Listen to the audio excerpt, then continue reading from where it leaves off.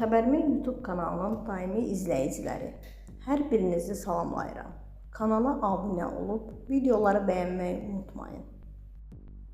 Müğənni İbrahim Borçalı avtomobil qəzasında həyatını itirən 20 yaşlı oğlu Rəhim Həsənovdan danışıb. Media News az xəbər verir ki, etiraf proqramına qonaq olan ifaçı "Kaş sadə həyat yaşayardım, amma oğlum yanımda olardı" deyə qeyd edib.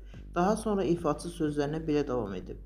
"Mən deyirəm ki, heç bu sənətə də gəlməzdim. Kənddə kartof əkərdim. Bu dərdi yaşamazdım.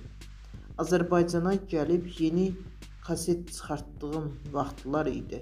Bulvarda oturub düşünürdüm ki, nə olar, bu 9 milyon əhali məni tanıyar.